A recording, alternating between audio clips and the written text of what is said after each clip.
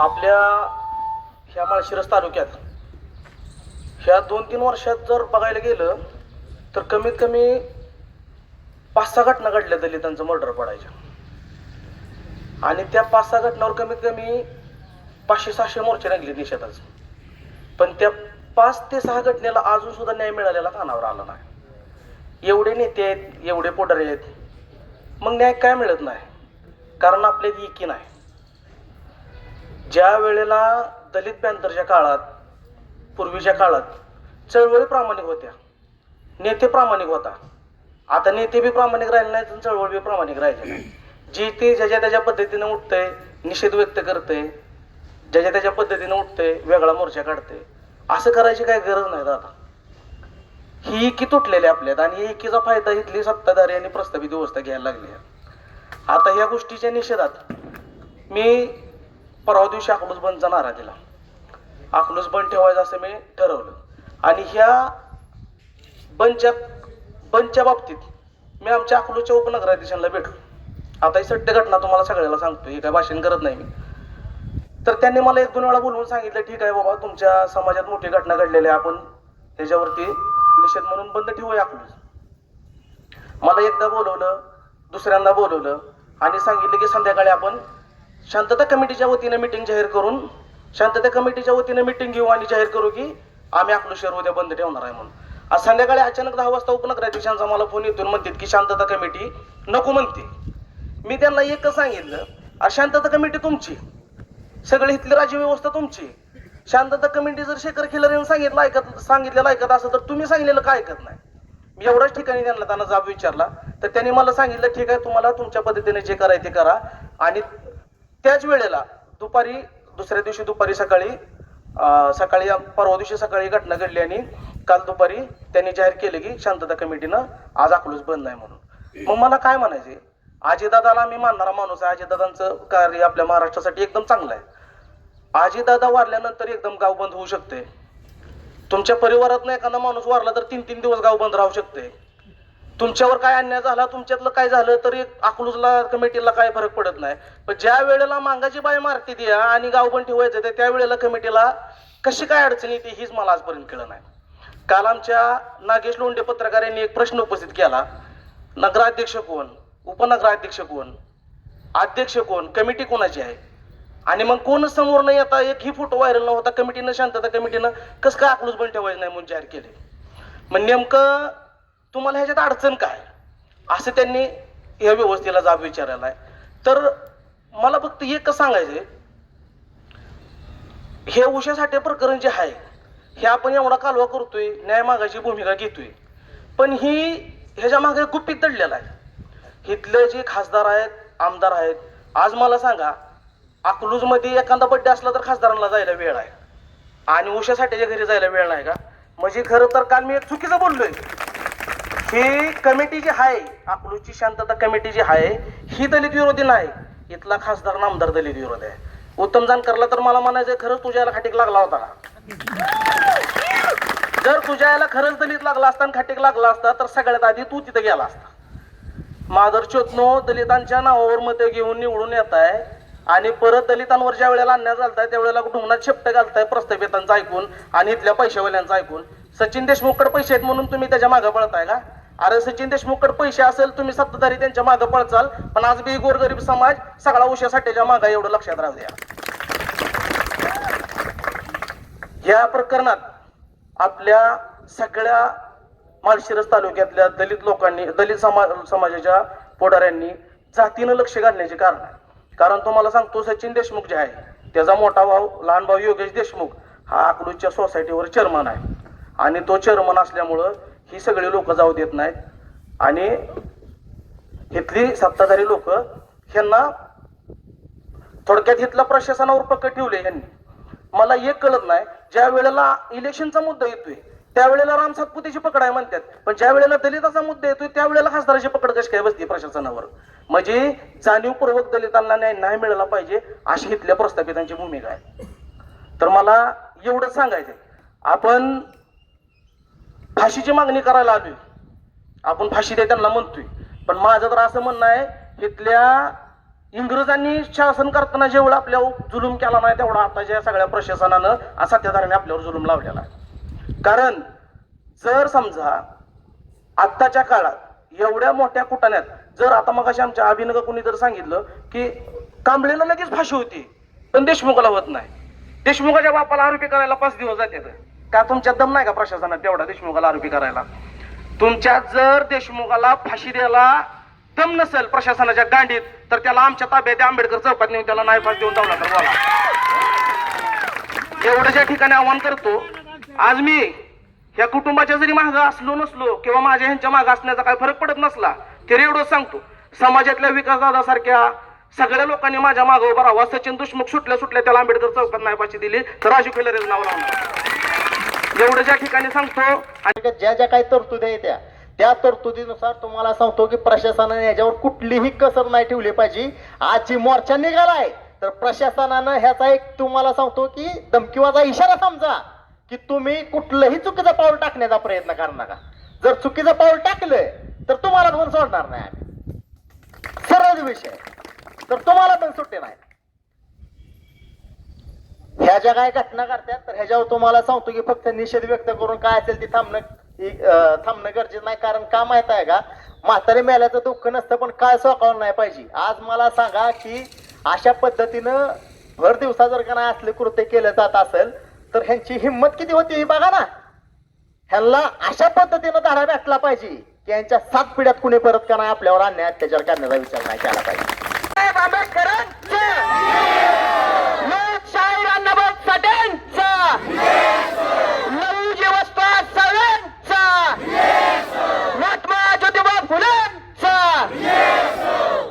काल माझा मित्र शेखर खिलारे याने पोस्ट टाकली, आपल्या उषाताई साठे यांच्या निषेधार्थ अकलूज मध्ये मोर्चा काढायचा आहे, अकलूज बंद ठेवायचा आहे. मी एक नगरसेवक, एक लोकप्रतिनिधी म्हणून माझी भूमिका काय होती, मी सोशल मीडियाला टाकलं या मोर्चाला माझा जाहीर पाठिंबा आहे. मला अनेक जणांनी फोन केले, अरे तू कसं काय पाठिंबा दिला? अरे म्हणलं, ज्या मागवाड्यात, ज्या मारवाड्यात माझ्या आईने मला तुकडं मागून खायला घातलं त्या लोकांचे उपकार माझ्यावर लय आहेत आणि त्याच माता बहिणीवर जर अन्याय झाला असेल तर मी शांत कसं बसू? आज तो सचिन देशमुख नावाचा हरामखोर, त्याच्या जर गांडीत दम असताना तर माझ्या माता बहिणीला, माझ्या उषाताईला एकटीला बघून, बाईला बघून त्यानं गोळी घातली नसती. तुझ्या जर बुडात दम होता तर मारवाड्यात आणि बांगवड्यात फक्त येऊन गोळी घालून दाखवायचं होतं, तुझं हाडूक सुद्धा शिल्लक राहिलं नसतं. आज प्रशासनाला एकच विनंती करतोय, आम्ही बहुजन लोक आहे, मी भटका आहे, दलित आहे, भटकान दलित एकाची 2 लेकरं आहेत. लक्षात असू द्या, ज्या वेळेस आमच्या बहुजन समाजावर अन्याय अत्याचार होईल त्यावेळेस हा भटका महेश शिंदे याच भूमिकेत राहील आणि याच बहुजन समाजासोबत खांद्याला खांदा लावून राहिल्याशिवाय थांबणार नाही. आणि प्रशासनाला सांगतो, याचा त्याचा फोन येईल आणि त्याचं ऐकून या केसमध्ये चुकीची भूमिका जर घेतली तर तुमचे सुद्धा कपडे काढल्याशिवाय हा बहुजन समाज शांत बसणार नाही. एवढंच बोलतो. कालकथित उषाताई साठे यांच्या निर्गुण खून प्रकरणी या ठिकाणी आपला हा मोर्चा संपन्न होतोय. या मोर्चासाठी सर्व स्तरातील कार्यकर्ते या ठिकाणी उपस्थित राहिलेले आहेत. सर्वप्रथम आपल्या सर्वांच्या वतीनं व चळवळीच्या वतीनं उषाताई साठे यांना या ठिकाणी भावपूर्ण आदरांजली या ठिकाणी व्यक्त करतो. आणि सगळ्यात महत्त्वाची गोष्ट तुम्हाला सांगू इच्छितो की सडून मरण्यापेक्षा आता लढून मारायला शिकलं पाहिजे आपण. कारण काय झालंय की आपल्यामध्ये इतकी मरगळ आलेली आहे, समाजामध्ये, संघटनांमध्ये, चळवळीमध्ये ज्याचं त्याचं प्रत्येक जण आपापलं बघायला लागलेलं आहे. आणि जरा प्लॅनर स्टाईलनं आपल्याला इथून पुढच्या भविष्य काळामध्ये वागावं लागल तरच खऱ्या अर्थानं आरला कार केलं तरच या देशामध्ये न्याय आहे. जोपर्यंत आपण आरला कार करत नाही तोपर्यंत आपल्याला न्याय मिळणं शक्य नाही. कारण जोपर्यंत आपण पॅन्थर स्टाईल वापरत नाही तोपर्यंत पुढच्याला दहशत बसत नाही.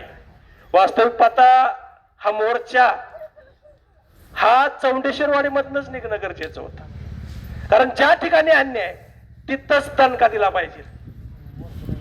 आणि आपल्यामध्ये दोन दोन मोर्चे कशासाठी पाहिजे हे नको आहे. तुम्ही दोन दोन भागामध्ये विभागाला की तुमची ताकद किती आहे ती प्रशासनाला पण कळतंय. त्यांच्यावरती मग दबाव पडत नाही. तुम्हाला न्याय मिळवायचा असेल तर प्रशासनावरती सुरुवातीला दबाव आपला राहायला पाहिजे. चळवळीचा दबाव राहायला पाहिजे. आपल्या समाजाचा दबाव त्या प्रशासनावरती राहायला पाहिजे. कारण प्रशासन हे धनदांडग्यांच्या हातचं भावलं झाल्यासारखंही वागतंय.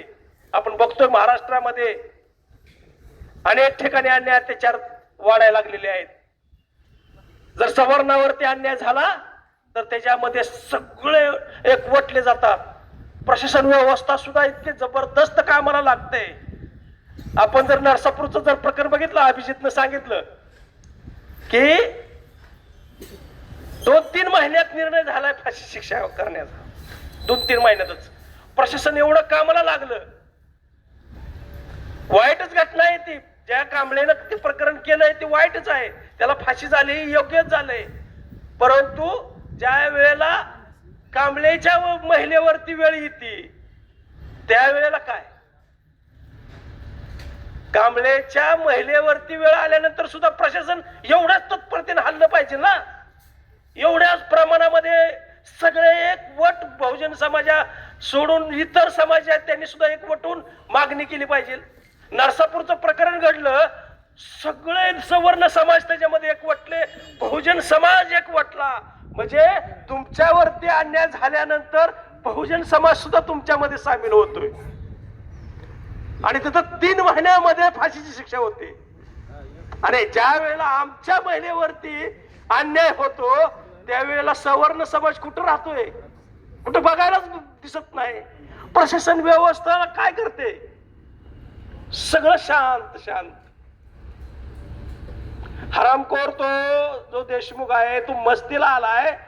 ते आता हे प्रकरण मोठं झालं म्हणून उघड पडलंय. त्याच्या जर इतिहासामध्ये गेला तर 10-12 मुलींचं महिलांचं त्याने वाटोळ केलंय.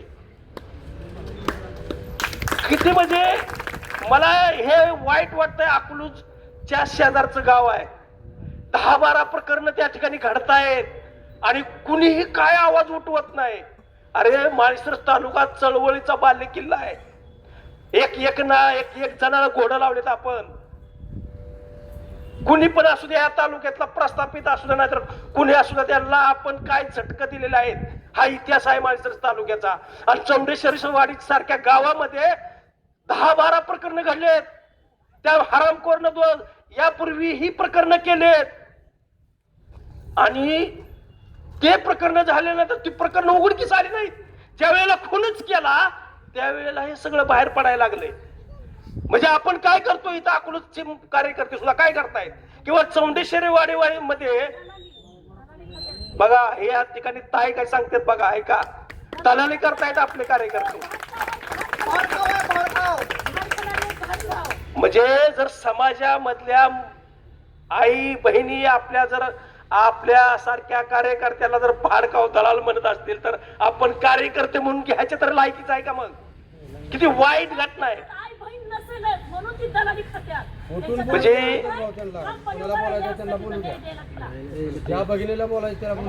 किती वाईट आहे परिस्थिती. इतकी वाईट परिस्थिती आपल्या ओढवलेली आहे. ज्या वेळेला नेता विकतो ना त्यावेळेला समाज सुद्धा विकला जातो. नेत्याची दहशत अशी बसली पाहिजे की प्रशासन व्यवस्था सुद्धा हल्ली पाहिजे. 10-10 प्रकरण जर या चौंडेश्वरवाडीमध्ये घडत असतील, 10-10 बायकांचं जर संसार उद्ध्वस्त होत असतील आणि तरी तिथला समाज जर झोपलेला असेल, तिथला कार्यकर्ता झोपलेला असेल तर काय म्हणून आपण तोंड दाखवायचं आहे समाजाला? तरी हे विचारांचे वारसदार आहेत. हे बाबासाहेब छत्रपती शिवाजी महाराज, महात्मा फुले, शाहू महाराज, बाबासाहेब आंबेडकर, लोकशाहीर अण्णाभाऊ साठे यांच्या विचारांच्या वारसदार हे आहेत. आणि या वारसदारांनी हा मोर्चा काढलेला आहे. आणि या बाबतीत जर जास्त बोलायचं झालं, आताच आपल्या भाऊंनी सांगितलेलं आहे की कोर्टामध्ये ही न्यायालयीन लढावी लागते आपल्याला. आपण मोर्चा करतो, हजारोच्या संख्येने इथे जमतो, आपल्या मनामध्ये उग्र भावना असतात आणि त्या भावना आपण रस्त्यावर आणतो आणि याला फाशी दिली पाहिजे आणि याला आमच्या ताब्यात द्या, आम्ही याला मारू, आपण याला करतो, अशा प्रकारे आपल्या भावना इथे असतात. पण खरी जी लढाई आहे ती न्यायालयीन लढाई आहे आणि ती न्यायालयीन लढाई लढण्यापूर्वी आपल्याला ही चार्जशीट कशी बनली पाहिजे आणि कोणते साक्षीदार घेतले पाहिजे, न फुटणारे साक्षीदार घेतले पाहिजे आणि यामध्ये जे पंच आहेत ते सरकारी पंच पाहिजेत आणि या सर्व गोष्टींची आणि या सर्व चार्जशीट आणि प्रक्रिया जी पार पाडायची आहे त्यासाठी एक सक्षम अधिकारी म्हणजे या घटनेचा तपास त्याच्याकडे दिला गेला पाहिजे, ही प्रथमतः आपली मागणी पाहिजे. आणि मला बांधवांना यांना सांगायचं आहे, आता आरोपींना अटक झाली आहे असे कळते आणि ज्याच्या लायसन होतं त्याचं पण अटक झालेली आहे असं समजलं गेलेलं आहे. मला एक या ठिकाणी आवर्जून सांगायचं आहे, काही वक्त्यांनी असं म्हणलेलं आहे की ज्यावेळेस दलितांवर अन्याय होतो, दलितांवर अत्याचार होतो त्यावेळेस कोणीही येत नाही. मला याबद्दल 2 ते 3 गोष्टी सांगायच्या आहेत. गेलेल्या या चालू गोष्टी आहेत, एक 2-4 महिने किंवा 6 महिने वर्षभरातल्या या गोष्टी आहेत. कोल्हापुरातील माधुरी नावाची हत्ती ही कोल्हापुरातून तिकडं गुजरातला न्यायला लागले त्यावेळेस संपूर्ण कोल्हापूर पेटलं, सगळ्या भारतभर या मेसेज गेला आणि सर्वांनी त्या हत्तीचे फोटो आपल्या स्टेटसवर ठेवले आणि हे हत्ती म्हणजे काय असं झालं की स्वतःच्या लेकराला विसरले आणि त्या हत्तीचा फोटो ठेवले, ही हत्ती जाऊ द्यायची नाही. दुसरे कुठलं तर जपान मधलं एक माकड होतं, बारकं माकड, त्याला काय तर त्याच्याबद्दल झालं, ती आईने त्याच्या ढकललं आणि त्याचा फोटो संपूर्ण भारतभर गाजला, संपूर्ण भारतभर त्याचं स्टेटस ठेवलं गेलं, सगळ्या न्यूज मीडियाला, सगळ्या प्रिंट मीडियाला ते दाखवलं गेलं. पण एक मांगाच्या म्हणजे एका महिलेवर डोक्यात गोळी घातली याबद्दल कुठल्या मीडियामध्ये, कुठल्या वर्तमानपत्रामध्ये आणि कुठल्याही सोशल मीडियामध्ये याची माहिती नाही. हे खरं दुर्दैव आहे. हे जात पात हे बघूनच केलं जातं का काय अशी शंका निर्माण होते. कारण इथं जनावरांना किंमत आहे, जनावरांना दिलेल्या वागणुकीबद्दल किंमत आहे, पण या मारामांगांवर, दलितांवर अन्याय अत्याचार झाला तर त्याला किंमत नाही का काय? हा या जनतेसमोर आणि या संपूर्ण प्रशासनासमोर मला हा प्रश्न विचारायचा आहे. आम्हाला जीव नाही आहे का?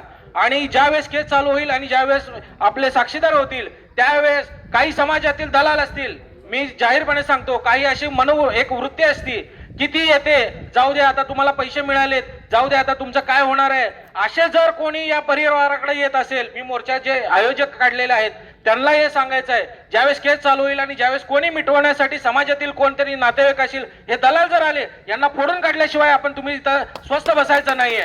कारण ज्यावेळेस आपली मेन लढाई होतीये, मला आता सांगायचं आहे की आपण इथं विचार केला की ज्यावेळेस आपण लढलो, ही संघटना लढते, ती संघटना लढते, प्रत्येक संघटना न्याय देण्यासाठी प्रयत्न करत असते, परंतु असं करत असताना ज्यावेळेस न्यायालयीन लढाई करण्यात येते त्यावेळेस ज्यावेळेस केस चालू होते त्यावेळेस हे मिटवण्यासाठी जे षडयंत्र राखलं जातं, काहीतरी पैसे दिले जाते, काहीतरी नोकरीचं आमिष दिलं जातं, अशा पद्धतीने ज्यावेळेस अट्रॉसिटी अंतर्गत असा नवीन कायदाच आहे की त्यामध्ये जर खून झाला, त्यामध्ये जर मर्डर झाला तर त्याच्यामध्ये त्याला सरकारी नोकरी पण त्याला देता येईल आणि त्याचं काही असेल कुटुंबाला जर मानधन काय असेल ते देण्यात आहे, तो मिळणारच आहे. परंतु आम्हाला ते मानधन ते असेल पण यातील आरोपीला फाशीची शिक्षा झाली पाहिजे, हा आपली प्रमुख मागणी पाहिजे आपली. आणि मागणी करत असताना आपण न्यायालयीन लढाई लढत असताना या कुटुंबियाला धीर देणं गरजेचं आहे. केवळ मोर्चा काढून मोर्चा झालं हे झालं असं करून चालणार नाही. जोपर्यंत या घटनेचा निकाल होत नाही तोपर्यंत आपल्याला या कुटुंबियासोबत राहायचं आहे. या घटनेच्या निकालानंतरही आपल्याला कुटुंबियासोबत राहायचं आहे. दिनांक 6 जुलै 2026 रोजी चौडेश्वरवाडी या ठिकाणी अनुसूचित जातीतील महिलेचा बंदुकीच्या गोळीने निर्घृणपणे खून करण्यात आला आणि त्यानंतर ही घटना घडल्यानंतर देखील पोलीस प्रशासनाकडून या घटनेचा गुन्हा दाखल करण्यासाठी अतिशय संत गतीने तपास सुरू झाला आणि त्या घटनेतला जो प्रमुख आरोपी आहे, त्याला अटक केली असं सांगण्यात आलं आणि समाजाचा जो उद्वेग आहे तो उद्वेग या ठिकाणी थोडा कमी करण्याचं काम पोलीस प्रशासनाकडून करण्यात आलं. बांधवांनो, खरं तर या ठिकाणी मला संशय येतोय की एका बाजूला महाराष्ट्र राज्य सरकारचं अधिवेशन चालू असताना हा प्रकार घडलेला आहे आणि आरोपी अटक होतोय का हजर होतोय हा पहिला प्रश्न या ठिकाणी आहे.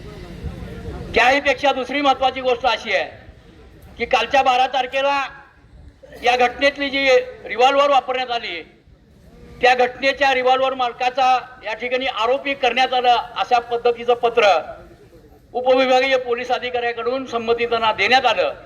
परंतु त्या लायसनधारक व्यक्तीला या ठिकाणी अटक केलेली आहे का नाही हे मात्र या ठिकाणी सांगण्यात आलेलं नाही आहे. पत्र आपल्या समाज माध्यमावर प्रसारित झालेलं आहे, हे तुम्ही वाचून बघू शकता. अत्यंत निर्दय अशा भावनेतून, जातीवादी प्रवृत्तीतून हा खून झालेला आहे. हा खून झाल्यानंतर प्रशासन अतिशय गाफील राहिलेलं आहे, हे आजच्या या 15-9 दिवसाच्या माध्यमातून दिसत आहे. महाराष्ट्रामध्ये मागासवर्गीय महिलेचा खून होतोय आणि या ठिकाणी महाराष्ट्र राज्याचा महिला आयोग आतापर्यंत आलेला आहे, हे फार अत्यंत संशयास्पद आणि निषेधार्थ बाब आहे बांधवांनो. ही घटना घडल्यानंतर आता माझ्या सर्व वेगवेगळ्या समाज बांधवांनी या ठिकाणी सांगितलं की घटना घडल्यानंतर आपण मोर्चे आंदोलनं न्याय मिळवून घेण्यासाठी करतो, परंतु शेवटपर्यंत आपण न्याय मिळण्याकरता न्यायालयीन जी प्रक्रिया आहे यामध्ये टिकून राहिलं पाहिजे. अगदी बरोबर आहे, पण ही न्यायालयीन प्रक्रिया करत असताना सरकारची बी फार मोठी जबाबदारी आहे आणि सरकार ही जबाबदारी टाळतंय असं एकंदरीत या इथल्या व्यवस्थेच्या आणि इथल्या प्रशासनाच्या भूमिकेवरून दिसतंय. कारण या हरामखोर जो कोणी नराधम आहे यांनी अत्यंत निर्दयपणे हा खून केलेला आहे. याला जर आपल्याला व्यवस्थितपणे आणि कडक शासन किंवा कडक शिक्षा जर करायची असेल तर आमची या प्रकरणामध्ये मागणी असेल की यामधला जो सरकारी वकील आहे तो सरकारी वकील राज्य शासनाने नेमला पाहिजे. दांजे साहेब, राज्य शासनाकडून तो सरकारी वकील नेमला पाहिजे. इथले सरकारी वकील हे आणि पोलीस प्रशासन एकमेकाच्या हातात हात घालून काम करतील आणि आपल्याला न्याय मिळेल का नाही ही फार मोठी शंका आहे. त्याकरता आपण सरकारकडे मागणी करूयात की सरकारच्या अनुषंगाने सरकारकडून सरकारी वकील नेमणं अत्यंत महत्वाचं आहे. दुसरी महत्वाची गोष्ट आहे की ही घटना 6 तारखेला घडलेली आहे. आज देखील सामाजिक न्याय विभागाकडून मिळणारी त्या अन्यायग्रस्त कुटुंबाला मिळणारी खावटी मिळालेली नाही आहे. बरोबर आहे का? अन्यायग्रस्त कुटुंबाला मिळणारी जी खावटी असते ती खावटी मिळालेली नाही आहे. म्हणजे सामाजिक न्याय विभाग सुद्धा या प्रकरणामध्ये आपल्याला न्याय मिळवून देण्याची भूमिका नाही आहे त्याची. तिसरी महत्वाची बाब अशी आहे की आम्ही 7 तारखेला या घटनेची तपास अधिकारी DYSP वाळके साहेबांना भेटल्यानंतर सांगितलं की या कुटुंबाला पोलीस संरक्षण दिलं पाहिजे. दुर्दैवाची बाब अशी आहे, माझे पोलीस प्रशासनातील अधिकारी यांनी नीटपणे ऐकून घ्यावं.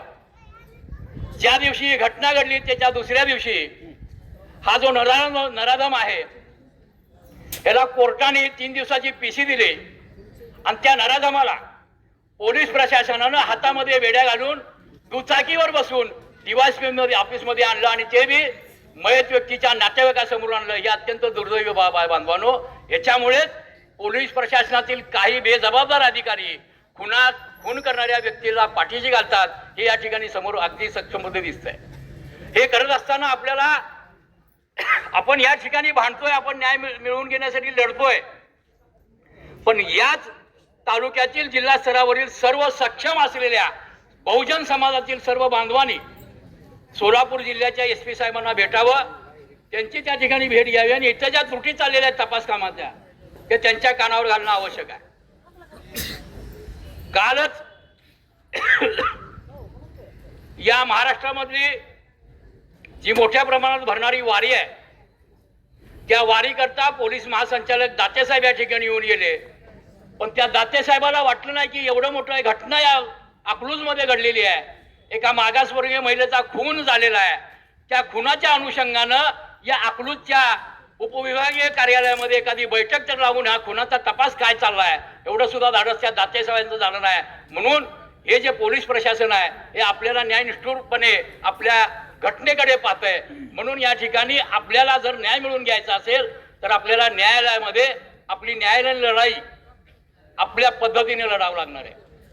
आता शैलेश पोटफोडे साहेबांनी सांगितलं सोलापूर मधला तो किस्सा. बांधवानो, न्याय मिळत नसतो, न्याय मिळवून घ्यावा लागतो आणि न्याय मिळवून घ्यायचा असेल तर आपलं धाडस तेवढंच महत्वाचं असतं. प्रत्येकाला प्रलोभनं दाखवली जातात, प्रत्येकाला जीवावर बेतण्याचे प्रसंग येतात. अशा प्रसंगाला कायदेशीर 2 हात करण्यासाठी आपण आता सज्ज झालं पाहिजे. कारण का भाषणं मी सुद्धा करतोय, आपण सगळे करताय. प्रशासनाला माहिती आहे हे येतात, गर्दी करतात, भाषणं करून जातात, पुन्हा कोण येत नाही. पण आता प्रशासनानं असं मनात धरू नये आणि डोक्यात पण ठेवू नये. कारण आम्हाला जो त्रास होत आहे, आमच्यावर जो अन्याय होत आहे, या महाराष्ट्रामध्ये सरकार कुणाचं का असेना, सरकार आमचं नाही आहे, पण सरकार मात्र आम्हाला वापरून घेत आहे. म्हणून या सरकारला आम्हाला सांगायचं आहे की आम्हाला जर न्याय मिळत नसेल तर येणाऱ्या भविष्य काळात तुमच्या कुठल्याही पक्षाचा लोकप्रतिनिधी असेल, तो कोणत्या जातीचा आहे, कोणत्या धर्माचा आहे, तो किती मोठा आहे, किती सदन आहे, किती त्याची 12 पिढ्या राजकारणाचं आम्हाला त्याचं देणं घेणं नाही आहे, पण त्या लोकप्रतिनिधीला रस्त्यावर नागडं करून मारल्याशिवाय आम्ही थांबणार नाही, एवढं या ठिकाणी बोलतो. मला आपण या ठिकाणी बोलण्यास संधी दिली. जाता जाता उषाताईने या ठिकाणी श्रद्धांजली वाहतो. आपण देखील या मोर्चामध्ये आलात, आपल्या भावना, समाज भावना या ठिकाणी व्यक्त केल्यात.